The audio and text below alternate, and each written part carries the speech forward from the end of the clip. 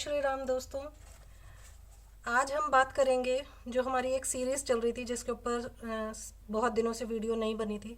Even विश्लेषण वाली videos भी रुकी हुई हैं। उनको भी पूरा करने की कोशिश करेंगे जिन लोगों की रहती हैं।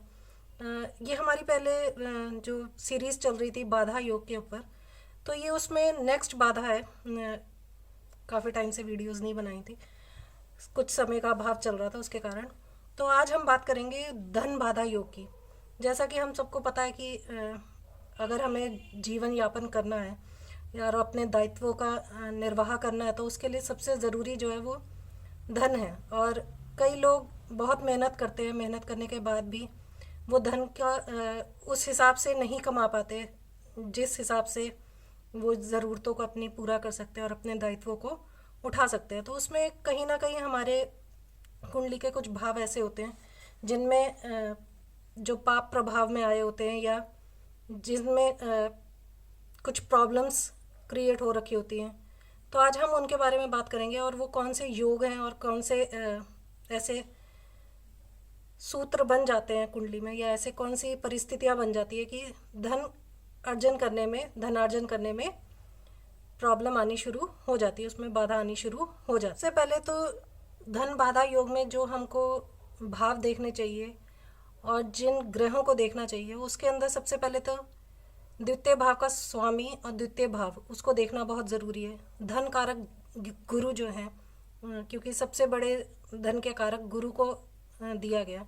गुरु एक ऐसा ग्रह है जिसके पास बहुत सारे कारकत्व हैं, इसीलिए कुंडली में माना जाता है कि गुरु अगर किसी का बली है और कारक है उसकी कुंडली में, तो वह व्यक्ति मोस्टली हर क्षेत्र में अपने अच्छा कर लेता है। संतान से भी, अपने परिवार में भी सम्मान भी मिल जाता है उसको और धन भी उसको मिल जाता है।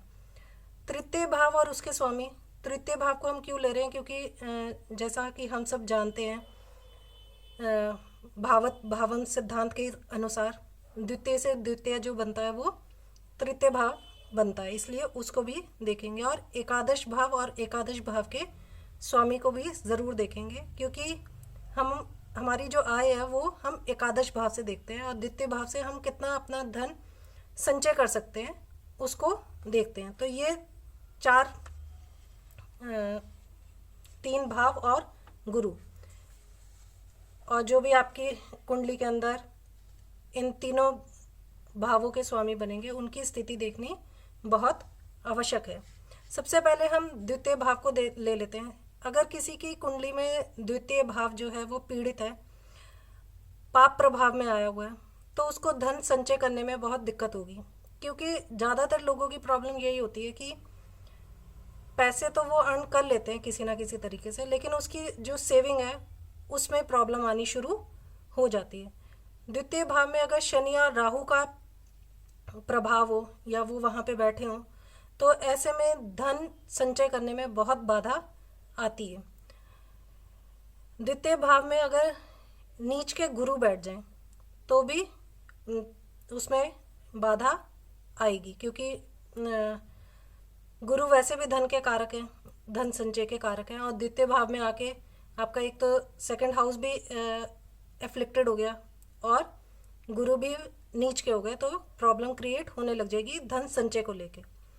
द्वितीय भाव में अगर कोई पाप ग्रह हो और वो अपनी नीच राशि में बैठा हो तो भी धन संचय करने में प्रॉब्लम आती है। द्वितीय भाव का स्वामी अगर 12वें भाव में जाके बैठ जाए या मंगल के साथ बैठ जाए या पाप ग्रहों के साथ जाके बैठ जाए तो भी धन संचय में बहुत प्रॉब्लम आनी शुरू हो जाती है। धन कारक गुरु की स्थिति, जैसे मैंने आपको पहले ही बोला था कि उसको देखना बहुत ज़रूरी है। अगर कई लोगों की कुंडली में सारे हाउसेस सही होते हैं लेकिन गुरु की स्थिति अच्छी नहीं होती तो भी उनको प्रॉब्लम आनी शुरू हो जाती है। सबसे पहले गुरु अगर नीच राशि के हों तो भी नीच राशि में बैठे हों तो भी धन संचय में बहुत प्रॉब्लम आती है। अगर कुंडली में गुरु राहु के साथ बैठ जाएं और चंडाल योग का निर्माण कर लें, ऐसे में भी व्यक्ति को धन संचय करने में बहुत प्रॉब्लम आती है। गुरु अगर सेकंड हाउस के मालिक होकर 12th हाउस में बैठ जाए तो भी प्रॉब्लम फेस करेगा व्यक्ति। धन संचय को लेके।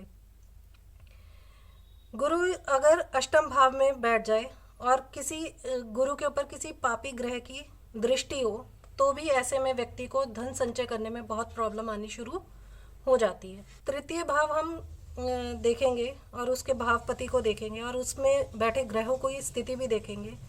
तृतीय भाव हम इसलिए ले रहे हैं कि जैसा हम पहले बताया था कि जिस घर की हम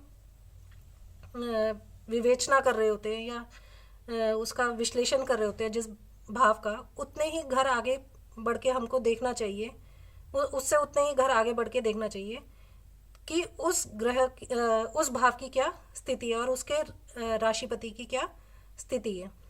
तो तृतीय भाव एक तो सेकंड से सेकंड है इसलिए भी देखना ज़रूरी है, और दूसरा तृतीय भाव जो है वो पराक्रम का भी भाव है। आज के टाइम में धन कमाना बहुत आसान काम नहीं है कि आप मार्केट में गए, कोई सब चीज़ें लेके गए और आपने आसानी से बेच दी। हर चीज़ के लिए बहुत बहुत कंपटीशन है, तो आपका पराक्रम भी उसमें इन्वॉल्व हो जाता है कि आप कितने मेहनती हैं।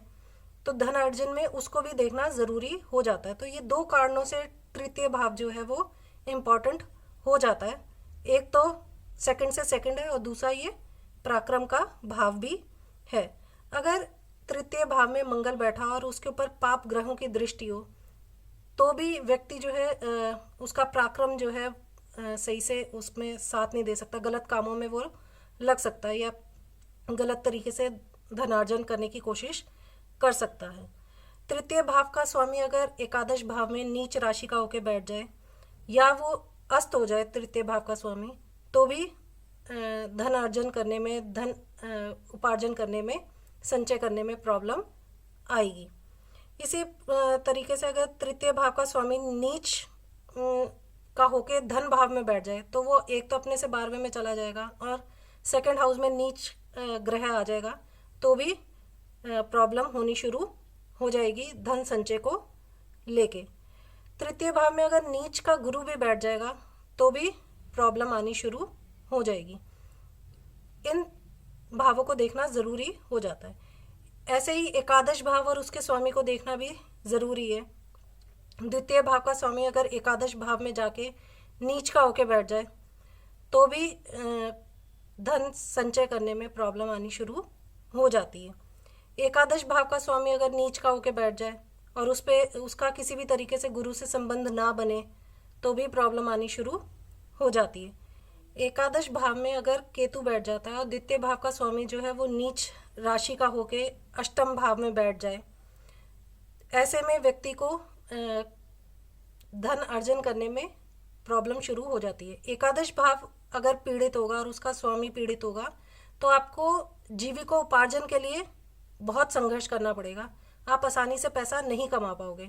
लेकिन अगर सेकंड हाउस और थर्ड हाउस का मालिक अफ्लिक्टेड होगा या उसमें कुछ प्रॉब्लम होगी तो आपको धन संचय करने में प्रॉब्लम आएगी। तो जो धन बाधा योग होता है उसमें हमको इन तीन मेन भावों को और इनके स्वामियों को देखना ज़रूरी है और साथ में गुरु को देखना ज़रूरी है।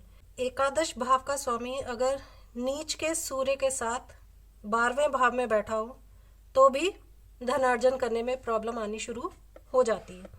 तो ये तो कुछ सूत्र मैंने आपको बताए जो प्रॉब्लम क्रिएट करते हैं धनार्जन में और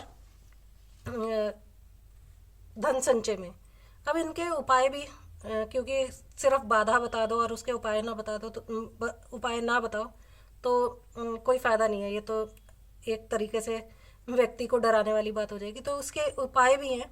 इसके उपाय के लिए आपको सबसे पहले तो अपने गुरु को कुंडली में मजबूत करना चाहिए। अगर कुंडली में गुरु अकारक है तो आप विष्णु जी की पूजा कर सकते हैं, और अगर कारक हैं तो आप उसका रत्न पहन सकते हैं या और भी तरीके की पूजा वगैरह कर सकते हैं। एक ये जो मैं आपको उपाय बता रही हूँ ये आपको शुक्ल पक्ष के गुरुवार से, पहले गुरुवार से शुरू करना है। इसमें आप क्या करें, आप अपने घर की सबसे छोटी कन्या से घर का जो मेन गेट है उसमें 1.25 महीने तक हल्दी और केसर से स्वास्तिक का चिन्ह बनवाएं। ये उपाय आपको बहुत जल्दी प्रभाव देना शुरू कर देगा। क्या करना है आपको, शुक्ल पक्ष का पहला जो गुरुवार आए उसमें अपने परिवार की सबसे छोटी कन्या से मेन गेट के ऊपर स्वास्तिक बनवाना है हल्दी और केसर से। अगर आपके धन भाव का स्वामी और आय भाव का स्वामी चंद्रमा या राहु के साथ हो तो ऐसे में आप माँ दुर्गा की आराधना करें, पूजा करें। और इसके साथ आप क्या करें, एक दूध और दूध में मावा और शहद मिला के खीर बनवाएं और वो खीर पहले तो कन्याओं को दें और फिर वो खीर आप भी ग्रहण करें। तो ये कुछ छोटे उपाय हैं, इनको करने से आप जो ये सरल उपाय हैं और ये कोई भी कर सकता है। ऐसा ज़रूरी नहीं है कि आपकी पत्रिका में मतलब कि ये कोई भी कर सकता है। कहने का मतलब ये है कि ये कोई भी कर सकता है। तो कोई ज़्यादा सोचने की इसमें ज़रूरत नहीं है, इनका कोई उल्टा इफेक्ट नहीं होगा, सिंपल उपाय हैं, तो ये आप कर सकते हैं। तो आज के लिए बस इतना ही, फिर मिलेंगे किसी नए विषय के साथ, तब तक के लिए धन्यवाद।